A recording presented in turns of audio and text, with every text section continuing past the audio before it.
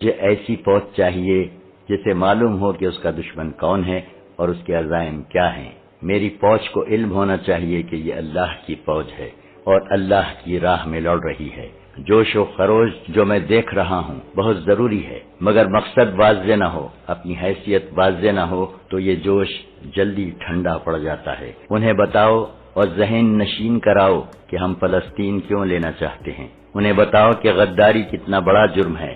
انہیں سمجھاؤ کہ تم صرف فلسطین کے لیے نہیں بلکہ اسلام کے تحفظ اور فروغ کے لیے لڑ رہے ہو اور تم آنے والی نسلوں کے وقار کے لیے لڑ رہے ہو۔ عملی سکھلائی کے بعد انہیں باز دو اور ان پر ان کی قومی عظمت واضح کرو۔ ہر شام انہیں باز دیے جاتے ہیں سالار اعظم، ایک نائب نے کہا۔ ہم انہیں صرف درندے اور وحشی نہیں بنا رہے، اور یہ خیال رکھو کہ ان کے دلوں میں قوم کی وہ بیٹیاں نقش کر دو جو کفار کے ہاتھوں اغوا اور بے آبرو ہوئی ہیں اور ہو رہی ہیں۔ سلطان ایوبی نے کہا، انہیں قرآن کے وہ ورقیات دلاتے رہنا جنہیں صلیبیوں نے پاؤں تلے مسلا تھا، اور انہیں وہ مسجدیں یاد دلاتے رہنا جن میں کفار نے گھوڑے اور مویشی باندھے تھے اور باندھ رہے ہیں۔ بیٹی کی عزت اور مسجد کا احترام مسلمان کی عزت کے نشان ہوتے ہیں۔ انہیں بتاؤ کہ جس روز تم عصمت اور مسجد کو ذہن سے اتار دو گے، اس روز تم اپنے لیے اس دنیا کو جہنم بنا لو گے، اور آخرت میں جو عذاب ہے اس کا تم تصور بھی نہیں کر سکتے۔ جو دو چار سپاہی گھوم پھر رہے تھے وہ پہرے دار تھے۔ صلیبیوں کے جوابی حملے کا خطرہ موجود تھا، پھر بھی ٹریننگ کے اس علاقے کے گرد پہرے کی ضرورت تھی۔ ان پہرے داروں میں سے دو ایک چوٹی پر جا رہے تھے، وہ رک گئے۔ انہیں نیچے ایک ٹیکری پر صلاح الدین ایوبی کھڑا نظر آ رہا تھا، ان کی طرف اس کی پیٹھ تھی، فاصلہ 200-250 گز تھا۔ ایک پہرے دار نے کہا، کم وقت کی پوری پیٹھ ہمارے سامنے ہے، اگر یہاں سے تیر چلاؤں تو اس کے دل کے پار کر سکتا ہوں، کیا خیال ہے؟ پھر بھاگ کر کہاں جاؤ گے؟ اس کے ساتھی نے پوچھا۔ ہاں، دوسرے نے کہا، تم ٹھیک کہتے ہو، اگر یہ لوگ ہمیں پکڑ کر جان سے مار ڈالیں تو کوئی بات نہیں، وہ زندہ پکڑ کر ایسے شکنجے میں جکڑیں گے کہ ہمیں اپنے تمام ساتھیوں کے نام بتانے پڑیں گے، یہ کام اس کے محافظوں کو کرنے دو۔ اس کے ساتھی نے کہا، اگر صلاح الدین ایوبی کو قتل کرنا اتنا آسان ہوتا تو یہ اب تک زندہ نہ ہوتا، یہ کام اب ہونا چاہیے۔ دوسرے نے کہا، سنا ہے فاطمی کہتے ہیں کہ تم کچھ کیے بغیر ہم سے منہ مانگی رقم لیتے جا رہے ہو، مجھے امید ہے کہ یہ کام جلدی ہو جائے گا۔ اس کے ساتھی نے کہا، سنا تھا کہ حشیشین بہت دلیر ہیں، قتل کرنے کے لیے جان پر کھیل جاتے ہیں، ابھی تک انہوں نے کچھ کر کے تو نہیں دکھایا۔ میں یہ بھی جانتا ہوں کہ ایوبی کے محافظ دستے میں 3 حشیشین ہیں، میں یہ بھی جانتا ہوں کہ ایوبی کے محافظ دستے میں 3 حشیشین ہیں۔ یہ تو ان کا کمال ہے کہ محافظ دستے تک پہنچ گئے ہیں اور کسی کو ان کی اصلیت کا علم نہیں ہوا، مگر وہ قتل کب کریں گے؟ کم وقت ڈرتے ہیں۔ وہ باتیں کرتے آگے چلے گئے۔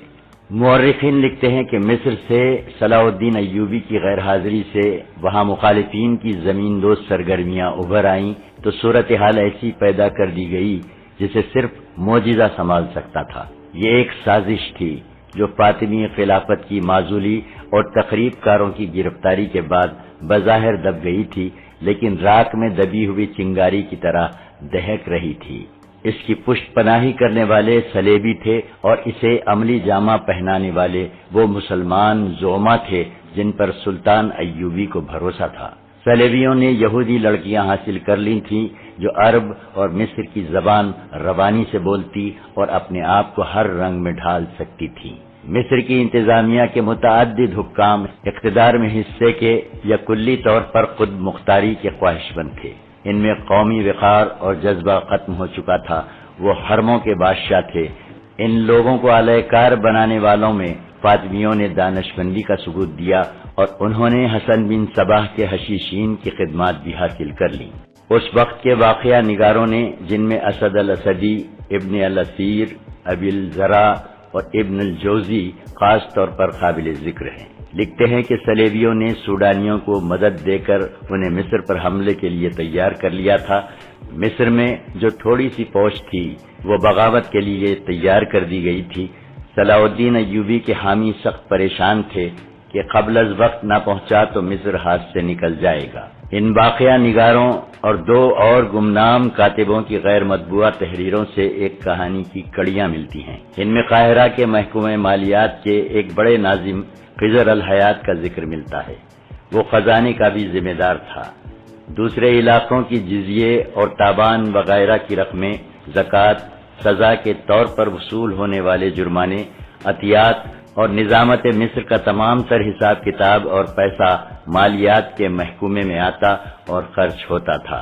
یہ بڑا ہی اہم اور نازک محکمہ تھا۔ اس کے ناظم کا قابل اعتماد ہونا بہت ضروری تھا۔ یہ سلطان ایوبی کی خوش نصیبی تھی کہ ناظم خضر الحیات دیندار مسلمان تھا۔ ایک رات وہ باہر سے آیا، گھر میں داخل ہوا تو اندھیرے کو چیرتا ہوا ایک تیر آیا جو خضر الحیات کے جسم میں اتر گیا اور دل تک جا پہنچا۔ اس کی کربناک آواز سن کر ملازم باہر آیا، پھر گھر کے افراد باہر آئے۔ مشعل کی روشنی میں خضر کو اوندھے منہ پڑا دیکھا۔ اتفاق سے کسی نے دیکھ لیا کہ خضر کے دائیں ہاتھ کی انگلی زمین پر تھی۔ اس انگلی سے اس نے کچھ لکھا تھا۔ وہ مر چکا تھا۔ زمین پر اس نے انگلی سے لکھا تھا، مسئلے ہے پوری نہیں ہوئی تھی، اس حرف کی گولائی کے نصف میں جا کر اس کی جان نکل گئی ہوگی۔ لاش اٹھائی گئی اور اس لفظ کو محفوظ رکھا گیا۔ ایک آدمی کو کوتوال غیاث بلبین کو بلانے کے لیے دوڑا دیا گیا۔ یہی کہا جا سکتا تھا کہ خضر نے مرتے مرتے مٹی پر اپنے قاتل کا نام لکھا ہے۔ غیاث بلبین کوتوال بھی تھا اور مصر کی تمام تر پولیس کا حاکم اعلیٰ۔ یہ بھی صلاح الدین ایوبی کا قابل اعتماد حاکم تھا۔ علی بن سفیان کی طرح شہری جرائم کا ماہر سراغ رساں تھا۔ بلبی نے آتے ہی زمین پر لکھے ہوئے لفظ مصلح کو غور سے دیکھا۔ اتنے میں شہر کا نائب ناظم مصلح الدین خضر کے قتل کی خبر سن کر آ گیا۔ بلبی نے اسے دیکھتے ہی زمین پر پاؤں رگڑ کر مصلح کا لفظ مٹا دیا۔ مصلح الدین چونکہ شہر کا نائب ناظم تھا، اس لیے کوتوالی کا محکمہ اس کے ماتحت تھا۔ اس نے بلبین کو حکم کے لہجے میں کہا، قاتل کا سراغ صبح سے پہلے مل جانا چاہیے، میں زیادہ انتظار نہیں کروں گا۔ بلبین نے اسے یقین دلایا کہ قاتل کو جلد پکڑ لیا جائے گا۔ وہ وہاں سے چلا گیا۔ رات کو ہی بلبین نے خضر الحیات کے نائب معاون اور اس کے دفتر میں ان افراد کو بلا لیا جو مقتول کے قریب رہتے تھے اور بتا سکتے تھے کہ قتل کے روز ان کی سرگرمیاں کیا رہیں۔ ان لوگوں سے اسے پتا چلا کہ آج شہری انتظامیہ کے حکام اعلیٰ کا ایک اجلاس تھا جس میں فوج کا کوئی نمائندہ نہیں تھا۔ خضر کا نائب اس کی مدد کے لیے اجلاس میں شریک تھا۔ اجلاس میں مالیات کے سلسلے میں فوج کے اخراجات زیر بحث آئے تو خضر نے کہا کہ مصر میں بعض اخراجات روکنے پڑیں گے کیونکہ امیر مصر صلاح الدین ایوبی نے شوبک میں بہت سی فوج بھرتی کی ہے جس کے لیے کثیر رقم کی ضرورت ہے۔ نائب ناظم مصلح الدین نے اس کی مخالفت کی اور کہا کہ فوج کے اخراجات غیر ضروری ہیں۔ مزید فوج بھرتی کرنے کی بجائے ہمیں توجہ اس فوج کے مسائل کی طرف دینی چاہیے جو پہلے ہی ہمارے لیے ایک مہنگا مسئلہ بنی ہوئی ہے۔ اس نے بتایا کہ مصر میں جو فوج ہے اس میں بے اطمینانی، بدامنی پائی جاتی ہے۔ شوبک سے جو مال غنیمت ہاتھ آیا ہے اس میں سے اس فوج کے لیے کوئی حصہ نہیں بھیجا گیا۔ خضر الحیات نے کہا، کیا آپ کو معلوم نہیں کہ امیر مصر نے مال غنیمت تقسیم کرنے کی بدعت ختم کر دی ہے؟ یہ نہایت اچھا فیصلہ ہے۔ مال غنیمت کے لالچ میں لڑنے والی فوج کا کوئی قومی جذبہ اور مذہبی نظریہ نہیں ہوتا۔ اس مسئلے پر بحث ترش کلامی میں بدل گئی۔ مصلح الدین نے یہاں تک کہہ دیا کہ امیر مصر مصری سپاہیوں کے ساتھ اتنا اچھا سلوک نہیں کر رہا جتنا شامی اور ترک سپاہیوں کے ساتھ کرتا ہے۔ اس نے غصے میں کچھ اور ناروا باتیں کہہ دی جن کے جواب میں خضر نے کہا، مصلح تمہاری زبان سے سلیبی اور فاطمی بول رہے ہیں۔ اس پر اجلاس ہنگامے کی صورت اختیار کر گیا اور برخاست ہو گیا۔ خضر الحیات کے معاون اور نائب نے بتایا کہ اجلاس کے بعد مصلح الدین خضر الحیات کے دفتر میں آیا۔ وہاں پھر ان میں گرما گرمی ہوئی۔ مصلح الدین خضر کو اس پر قائل کرنے کی کوشش کر رہا تھا کہ مصری فوج مطمئن نہیں۔ اس نے پھر وہی باتیں دہرائیں جو اس نے اجلاس میں کہی تھیں۔ خضر الحیات نے کہا، اگر ایسا ہی ہے تو میں یہ مسئلہ تمہاری طرف سے امیر مصر کے آگے رکھ دوں گا لیکن میں یہ ضرور لکھوں گا کہ تم نے اجلاس میں تمام شرکاء کو یہ باور کرانے کی کوشش کی تھی کہ امیر مصر فوج میں امتیازی سلوک کر رہا ہے، اور میں یہ بھی لکھوں گا کہ تم نے ہمیں یہ یقین دلانے کی بھی کوشش کی کہ صلاح الدین ایوبی نے شوبک کا مال غنیمت شامیوں اور ترکیوں میں تقسیم کر دیا ہے، اور میں یہ رائے ضرور دوں گا کہ تم نے جو الزامات عائد کیے ہیں انہیں سچ ثابت کرنے کی بھی کوشش کی ہے، اور فوج میں جو افواہیں دشمن پھیلا رہا ہے اس کے متعلق تم نے کہا ہے کہ یہ افواہیں نہیں بلکہ سچ ہے۔ خضر الحیات کے نائب نے بیان دیا کہ مصلح الدین جب خضر کے کمرے سے نکلا تو اس کے منہ سے یہ الفاظ سنے گئے تھے، اگر تم زندہ رہے تو سب کچھ لکھ کر صلاح الدین ایوبی کے آگے رکھ دینا۔ غیاث بلبی نے فوری طور پر مصلح الدین سے کچھ پوچھنا مناسب نہ سمجھا، ایک تو اس کی حیثیت بہت اونچی تھی اور دوسرے یہ کہ بلبی اس کے خلاف مزید شہادت جمع کرنا چاہتا تھا۔ اسے ڈر یہ تھا کہ اگر اس نے مصلح الدین پر بغیر ٹھوس شہادت کے ہاتھ ڈالا تو یہ اقدام اس کے اپنے لیے مصیبت بن جائے گا۔ اگر صلاح الدین ایوبی قاہرہ میں موجود ہوتا تو بلبی اس کی پشپناہی حاصل کر لیتا۔ وہ اتنا سمجھ گیا تھا کہ یہ قتل ذاتی رنجش کا نتیجہ نہیں۔ خضر الحیات ذاتی رنجش رکھنے والا حاکم نہیں تھا۔ رات کو اس نے چند ایک لوگوں کے دروازے کھٹکھٹائے اور تفتیش میں لگا رہا، اپنے خفیہ آدمیوں کو بھی سرگرم کر دیا، لیکن اسے کوئی کامیابی نہ ہوئی۔ بعد کی شہادتوں اور واقعات سے جو واردات سامنے آئی وہ کچھ اس طرح بنتی ہے کہ قتل کی رات سے اگلی رات مصلح الدین اپنے گھر گیا تو پہلے بیوی نے اسے کمرے میں بلایا۔ اس نے 20 اشرفیاں مصلح الدین کے آگے کرتے ہوئے کہا، خضر الحیات کا قاتل یہ 20 اشرفیاں واپس کر گیا ہے اور کہہ گیا ہے کہ تم نے 50 اشرفیاں اور سونے کے 2 ٹکڑے کہے تھے۔ میں نے تمہارا کام کر دیا تو تم نے صرف 20 اشرفیاں بھیجی ہیں، یہ میں تمہاری بیوی کو واپس دے چلا ہوں۔ تم نے مجھے دھوکہ دیا ہے، اب 100 اشرفیاں اور سونے کے 2 ٹکڑے لوں گا۔ اگر 2 دن تک مال نہ پہنچایا تو ویسا ہی تیر جو خضر کے دل میں اترا ہے تمہارے بھی دل میں اتر جائے گا۔ مصلح الدین کا رنگ اڑ گیا، سنبھل کر بولا، تم کیا کہہ رہی ہو؟ کون تھا وہ؟ میں نے کسی کو خضر الحیات کے قتل کے لیے یہ رقم نہیں دی تھی۔ تم خضر کے قاتل ہو، بیوی نے کہا۔ مجھے معلوم نہیں کہ قتل کی وجہ کیا ہے، اتنا ضرور معلوم ہے کہ تم نے اسے قتل کرایا ہے۔ یہ مصلح الدین کی پہلی بیوی تھی۔ اس کی عمر زیادہ نہیں تھی، بمشکل 30 سال کی ہوگی، خاصی خوبصورت عورت تھی۔ کوئی 1 ماہ قبل وہ گھر میں ایک غیر معمولی طور پر خوبصورت اور جوان لڑکی لے آیا تھا۔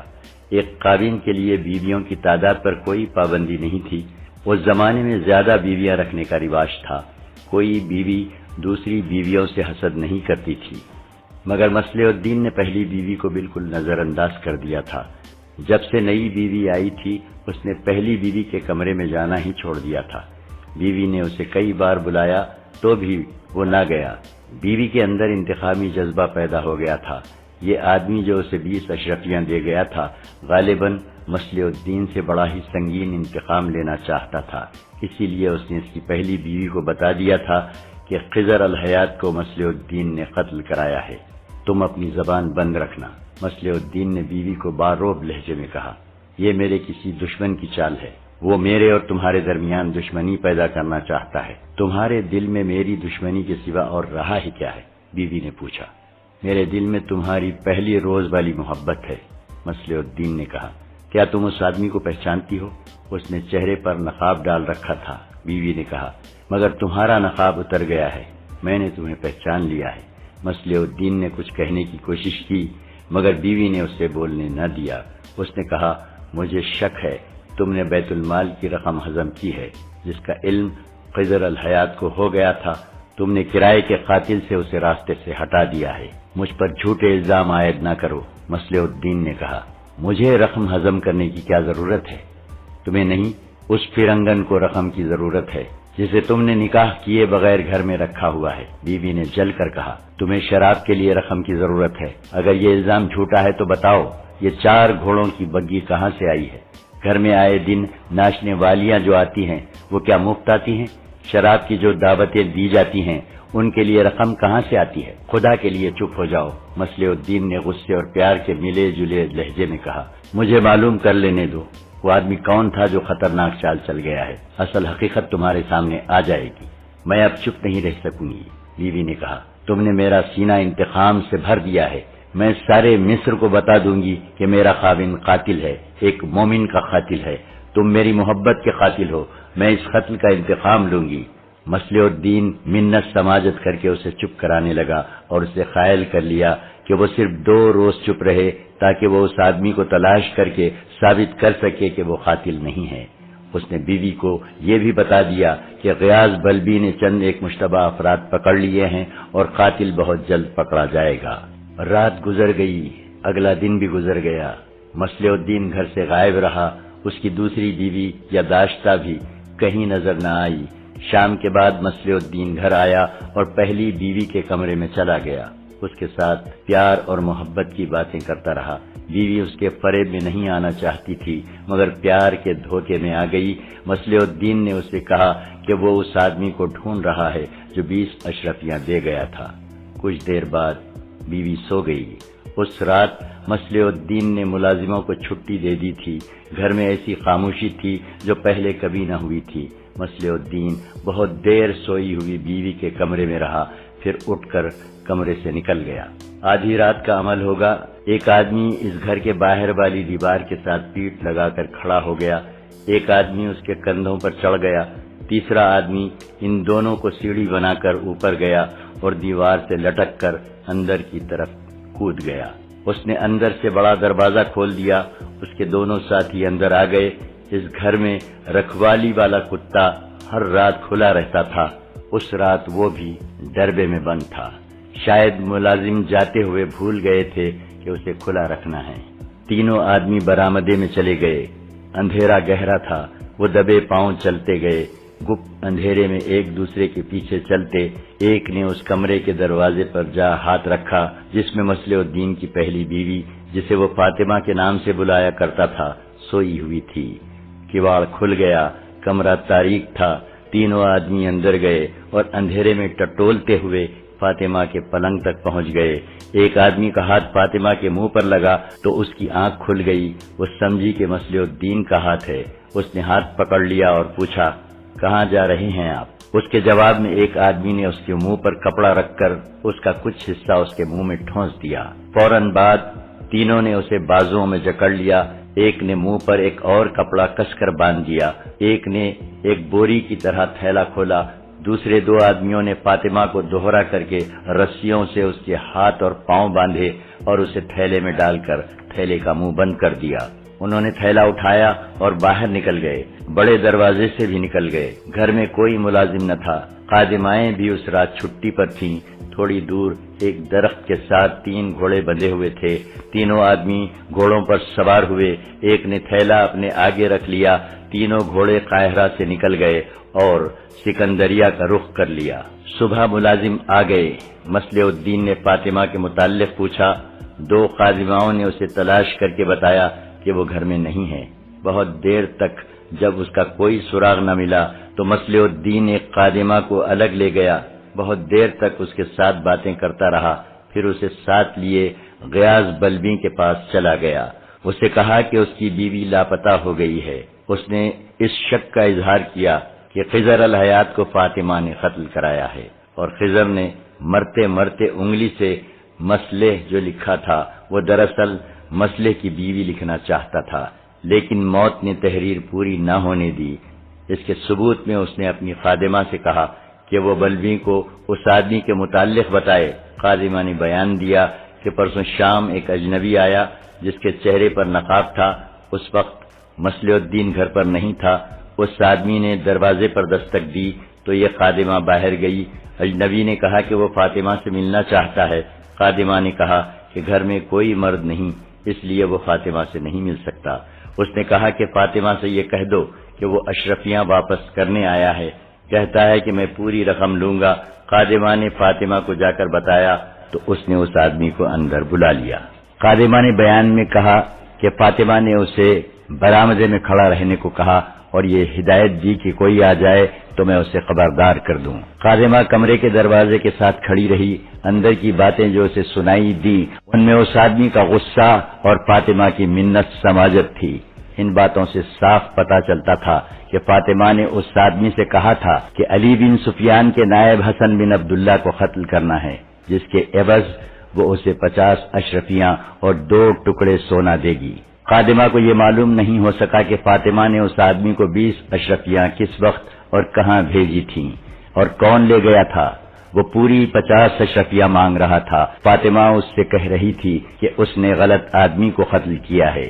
یہ نقاب پوش اجنبی کہہ رہا تھا کہ تم نے یقین کے ساتھ بتایا تھا کہ حسن بن عبداللہ فلاں وقت خضر الحیات کے گھر جائے گا۔ وہ گھات میں بیٹھ گیا۔ اس نے ایک آدمی کو خضر کے گھر کے دروازے کے قریب جاتے دیکھا۔ اس کا قد بت حسن بن عبداللہ کی طرح تھا۔ قتل کرتے وقت اتنی مہلت نہیں ملتی کہ شکار کو اچھی طرح دیکھ کر یقین کر لیا جائے۔ تم نے جو وقت بتایا تھا یہ وہی وقت تھا۔ میں نے تیر چلا دیا اور وہاں سے بھاگنے کی کوشش کی۔ وہ فاطمہ سے 50 اشرفیاں مانگ رہا تھا۔ فاطمہ نے پہلے تو منت سماجت کی، پھر وہ غصے میں آ گئی اور کہا کہ اصل آدمی کو قتل کرو گے تو ان 20 اشرفیوں کے علاوہ 50 اشرفیاں اور سونے کے 2 ٹکڑے دوں گی۔ اس آدمی نے کہا کہ میں نے کام کر دیا ہے، اس کی پوری اجرت لوں گا۔ فاطمہ نے انکار کر دیا۔ وہ آدمی بڑے غصے میں یہ کہہ کر چلا گیا کہ میں پوری اجرت وصول کر لوں گا۔ فاطمہ نے خادمہ کو سختی سے کہا کہ وہ اس آدمی کے متعلق کسی سے ذکر نہ کرے۔ اس نے خادمہ کو 2 اشرفی انعام دیا۔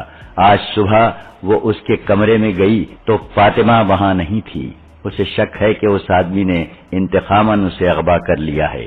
غیاث بلبین نے کچھ سوچ کر مصلح الدین کو باہر بھیج دیا اور خادمہ سے پوچھا، یہ بیان تمہیں کس نے پڑھایا ہے، فاطمہ نے یا مصلح الدین نے؟ فاطمہ تو یہاں نہیں ہے۔ اس نے کہا، یہ میرا اپنا بیان ہے، مجھے سچ بتاؤ۔ بلبین نے کہا، فاطمہ کہاں ہے، وہ کس کے ساتھ گئی ہے؟ خادمہ گھبرانے لگی، کوئی تسلی بخش جواب نہ دے سکی۔ بلبین نے کہا، کوتوالی کے تہہ خانے میں جانا چاہتی ہو، اب تم واپس نہیں جا سکو گی۔ وہ غریب عورت تھی، اسے معلوم تھا کہ کوتوالی کے تہہ خانے میں جا کر سچ اور جھوٹ الگ الگ ہو جاتے ہیں، اور اس سے پہلے جسم کے جوڑ جوڑ بھی الگ ہو جاتے ہیں۔ وہ رو پڑی اور بولی، سچ کہتی ہوں تو آقا سزا دیتا ہے، جھوٹ بولتی ہوں تو آپ سزا دیتے ہیں۔ بلبین نے اس کی حوصلہ افزائی کی اور اسے تحفظ کا یقین دلایا۔ خادمہ نے کہا، میں نے قتل کے دوسرے روز صرف اتنا دیکھا تھا کہ ایک نقاب پوش آیا تھا۔ آقا مصلح الدین گھر نہیں تھے۔ نقاب پوش نے فاطمہ کو باہر بلایا تھا۔ وہ بڑے دروازے کے باہر اور فاطمہ اندر تھی۔ وہ اس کے سامنے نہیں ہوئی۔ ملازموں نے دیکھا تھا لیکن کسی نے بھی قریب جا کر نہیں سنا کہ ان کے درمیان کیا باتیں ہوئیں۔ نقاب پوش چلا گیا تو فاطمہ اندر آئی۔ اس نے چھوٹی سی ایک تھیلی اٹھا رکھی تھی۔ فاطمہ کا سر جھکا ہوا تھا۔ وہ کمرے میں چلی گئی تھی۔ دوسری شام مصلح الدین نے 4 ملازموں اور سائز کو رات بھر کی چھٹی دے دی تھی۔ 4 ملازموں میں 2 مرد اور 2 عورتیں ہیں۔ اس سے پہلے ملازموں کو کبھی رات بھر کے لیے چھٹی دی گئی ہے؟ بلبین نے پوچھا۔ کبھی نہیں، اس نے جواب دیا۔ کوئی ایک ملازم کبھی چھٹی لے لیتا ہے، سب کو کبھی چھٹی نہیں دی گئی۔ خادمہ نے سوچ کر کہا، عجیب بات یہ ہے کہ آقا نے کہا تھا کہ آج رات کتے کو بندھا رہنے دینا۔ اس سے پہلے رات کو کتا کھلا رکھا جاتا تھا۔ بڑا خونخوار کتا ہے، اجنبی کی بو پر چیرنے پھاڑنے کے لیے تیار ہو جاتا ہے۔ مصلح الدین کے تعلقات فاطمہ کے ساتھ کیسے تھے؟ غیاث بلبین نے پوچھا۔ بہت کھینچے ہوئے، خادمہ نے بتایا۔ آقا ایک بڑی خوبصورت اور جوان لڑکی لایا ہے جس نے آقا کو اپنا غلام بنا لیا ہے۔ فاطمہ کے ساتھ آقا کی بول چال بھی بند ہے۔ غیاث بلبین نے خادمہ کو الگ بٹھا کر مصلح الدین کو اندر بلایا اور باہر نکل گیا۔ واپس آیا تو اس کے ساتھ 2 سپاہی تھے۔ انہوں نے مصلح الدین کو دائیں اور بائیں بازوؤں سے پکڑ لیا اور باہر لے جانے لگے۔ مصلح الدین نے بہت احتجاج کیا۔ بلبین یہ حکم دے کر باہر نکل گیا کہ اسے قید میں ڈال دو۔ اس نے دوسرا حکم یہ دیا کہ مصلح الدین کے گھر پر پہرا کھڑا کر دو، کسی کو باہر نہ جانے دو۔ اس وقت فاطمہ قاہرہ سے بہت دور شمال کی طرف ایک ایسی جگہ پہنچ چکی تھی جہاں ارد گرد اونچے ٹیلے، سبزہ اور پانی بھی تھا۔ یہ جگہ عام رہ گزر سے ہٹی ہوئی تھی۔ وہاں وہ سورج نکلنے کے وقت پہنچی تھی۔ گھوڑے رک گئے تھے۔ اسے تھیلے میں سے نکالا گیا اس کے منہ سے کپڑا ہٹا دیا گیا اور ہاتھ پاؤں بھی کھول دیے گئے۔ اس کے ہوش ٹھکانے نہیں تھے، وہ 3 نقاب پوشوں کے نرغے میں تھی۔ 3 گھوڑے کھڑے تھے۔ فاطمہ چیخنے چلانے لگی۔ نقاب پوشوں نے اسے پانی پلایا اور کچھ کھانے کو دیا۔ وہ ہاتھ نہیں آ رہی تھی۔ اس کے پیٹ میں پانی اور کھانا گیا اور تازہ ہوا لگی تو جسم میں طاقت آ گئی۔ وہ اچانک اٹھی اور دوڑ پڑی۔ تینوں بیٹھے دیکھتے رہے، کوئی بھی اس کے تعاقب میں نہ گیا۔ دور جا کر وہ ایک ٹیلے کے اونٹ میں چلی گئی تو ایک نقاب پوش گھوڑے پر سوار ہوا، ایڑی لگائی اور فاطمہ کو جا لیا۔ وہ دوڑ دوڑ کر تھک گئی تھی، لیٹ گئی۔ نقاب پوش نے اسے اٹھا کر گھوڑے پر ڈال لیا اور خود اس کے پیچھے سوار ہو کر واپس اپنے ساتھیوں کے پاس لے گیا۔ بھاگو، ایک نے اسے تحمل سے کہا۔ کہاں تک بھاگو گی؟ یہاں سے تو کوئی تنومند مرد بھی بھاگ کر قاہرہ نہیں پہنچ سکتا۔ فاطمہ روتی چیختی اور گالیاں دیتی تھی۔ ایک نقاب پوش نے اس سے کہا، اگر ہم تمہیں قاہرہ واپس لے چلیں تو بھی تمہارے لیے کوئی پناہ نہیں۔ تمہیں تمہارے خاوند نے ہمارے حوالے کیا ہے۔ یہ جھوٹ ہے، فاطمہ نے چلا کر کہا۔ یہ سچ ہے، اس نے کہا، ہم نے تمہیں اجرت کے طور پر لیا ہے۔ تم نے مجھے پہچانا نہیں۔ ہاتھ میں 20 اشرفیوں کی تھیلی دے کر آیا تھا۔ تم نے خاوند سے کہہ دیا کہ تم قاتل ہو، اور تم نے بیوقوفی یہ کی کہ اسے یہ بھی کہہ دیا کہ تم کوتوال کو بتا دو گی۔ وہ تم سے پہلے ہی تنگ آیا ہوا تھا۔ اس کی داشتہ نے اس کے دل پر اور اس کی عقل پر قبضہ کر لیا تھا۔ میں تمہیں یہ نہیں بتا سکتا کہ وہ لڑکی کون ہے اور کہاں سے آئی ہے اور کیا کرنے آئی ہے۔ دوسرے دن تمہارا خاوند ہمارے ٹھکانے پر آیا۔ ایسا بے ایمان آدمی ہے کہ اس نے ہمیں خضر الحیات کے قتل کے عوض 50 اشرفیاں اور سونے کے 2 ٹکڑے دینے کا وعدہ کیا تھا، مگر کام ہو گیا تو صرف 20 اشرفی بھیجی۔ میں نے تمہیں استعمال کیا اور یہ رقم تمہارے ہاتھ میں دے دی تاکہ تمہیں بھی یہ راز کا علم ہو جائے۔ ہمارا تیر نشانی پر بیٹھا۔ دوسرے دن وہ ہمارے ٹھکانے پر آیا اور 50 اشرفیاں دینے لگا۔ سونے کے ٹکڑے پھر ہضم کر رہا تھا۔ میرے ان ساتھیوں نے کہا کہ اب ہم بہت زیادہ اجرت لیں گے، اگر وہ نہیں دے گا تو ہم کسی نہ کسی طرح کوتوال تک خبر پہنچا دیں گے۔ اس سے اب خطرہ یہ نظر آ رہا تھا کہ تمہیں یہی پتا چل گیا تھا کہ قاتل وہی ہے۔ اس کا علاج اس نے یہ سوچا کہ ہمیں کہا کہ تم میری بیوی کو اٹھا لے جاؤ، میں تمہارے لیے راستہ صاف کر دوں گا۔ ہم جان گئے کہ وہ اپنی داشتہ کے زیر اثر تم سے جان چھڑانا چاہتا ہے، اور اب وہ اس لیے تمہیں غائب کرنا چاہتا تھا کہ تم اس کے جرم کی گواہ بن گئی ہو اور اسے کہہ بھی چکی ہو کہ تم کوتوال کو خبر کر دو گی۔ فاطمہ کے آنسو خشک ہو چکے تھے۔ وہ حیرت زدہ ہو کر ان تینوں کو باری باری دیکھتی تھی۔ ان کی صرف آنکھیں نظر آتی تھیں۔ یہ آنکھیں ڈراؤنی اور خوفناک تھیں۔ ان کی زبان میں مٹھاس اور اپنائیت کی جھلک ضرور تھی۔ انہوں نے اسے دھمکی نہیں دی بلکہ سمجھانے کی کوشش کر رہے تھے کہ اس کا تڑپنا، رونا اور بھاگنا بیکار ہے۔ میں نے تمہیں دیکھا تھا، نقاب پوش نے اس سے کہا۔ جب مصلح الدین نے کہا کہ میری بیوی کو اجرت کے طور پر اٹھا لے جاؤ تو میں نے سکندریہ کی منڈی کے بھاؤ سے تمہاری قیمت کا اندازہ کیا۔ تم ابھی جوان ہو اور تم حسین بھی ہو، تم بڑے اچھے داموں میں بک سکتی ہو۔ ہم مان گئے۔ اگر تمہارا خاوند ہمیں اتنی زیادہ اجرت نہ دیتا تو ہم نے اسے بتا دیا تھا کہ اسے زندہ نہیں رہنے دیا جائے گا اور اس کی داشتہ کو اغوا کر لیا جائے گا۔ اس نے ہمیں بتایا کہ آج رات اس کے گھر میں کوئی ملازم نہیں ہوگا، کتا بھی بندھا ہوگا، البتہ بڑا دروازہ اندر سے بند ہوگا تاکہ تم دیکھ لو تو شک نہ کرو۔ ہم تینوں نے ایک دوسرے کے اوپر کھڑے ہو کر تمہارے گھر کی دیوار پھلانگی۔ ہم نے ہاتھوں میں خنجر لے رکھے تھے اور ہم سنبھل کر چل رہے تھے کیونکہ ہمیں تمہارے خاوند پر بھروسہ نہیں تھا، وہ ہمیں مروا سکتا تھا، لیکن ایسا نہ ہوا۔ ہمارے لیے راستہ واقعی صاف تھا، تمہیں اٹھایا اور لے آئے۔ اس نے یہ کہانی تمہیں اس لیے سنائی ہے کہ تم اپنے خاوند کے گھر کو دل سے نکال دو۔ دوسرے نقاب پوش نے کہا، ہم تمہیں یہ بھی بتائے دیتے ہیں کہ ہم 3 آدمی اکیلی عورت کی مجبوری سے فائدہ نہیں اٹھائیں گے۔ ہم بیوپاری ہیں، کرائے کا قتل اور اغوا ہمارا پیشہ ہے۔ ہم تمہارے جسم کے ساتھ کھیل کر خوش ہونے والے نہیں۔ 3 مرد ایک عورت کو اغوا اور مجبور کر کے تفریح کریں تو یہ کوئی فخر والی بات نہیں۔ تم مجھے سکندر کے بازار میں بیچو گے؟ فاطمہ نے بے بسی کے لہجے میں پوچھا۔ میری قسمت میں اب عصمت پروشی لکھی ہے؟ نہیں، ایک نقاب پوش نے جواب دیا۔ عصمت پروشی کے لیے جنگلی اور صحرائی لڑکیاں خریدی جاتی ہیں۔ تم حرم کی چیز ہو، کسی باعزت امیر کے پاس جاؤ گی، ہمیں بھی تو اچھی قیمت چاہیے، ہم تمہیں مٹی میں نہیں پھینکیں گے۔ تم اب رونا اور غم کرنا چھوڑ دو تاکہ تمہارے چہرے کی دلکشی اور رونق قائم رہے، ورنہ تم عصمت فروشی کے قابل رہ جاؤ گی۔ تھوڑی دیر کے لیے سو جاؤ۔ یہ دیکھ کر کہ ان لوگوں نے اس کے ساتھ کوئی بےہودہ حرکت نہیں کی، دست درازی نہیں کی، فاطمہ کو کچھ سکون سا محسوس ہوا۔ رات بھر وہ اذیت میں ہی رہی تھی۔ تھیلے میں دوہری کر کے اسے بند کیا گیا تھا۔ جسم درد کر رہا تھا۔ وہ لیٹی اور اس کی آنکھ لگ گئی۔ تھوڑی ہی دیر بعد اس کی آنکھ کھل گئی۔ اس کا دل خوف اور گھبراہٹ کی گرفت میں تھا۔ اس صورتحال کو وہ قبول نہیں کر سکتی تھی۔ اس نے دیکھا کہ تینوں نقاب پوش سوئے ہوئے ہیں، وہ بھی رات بھر کے جاگے ہوئے تھے۔ فاطمہ نے پہلے تو یہ سوچا کہ کسی ایک کا خنجر نکال کر تینوں کو قتل کر دے، لیکن اتنی جرأت نہ کر سکی۔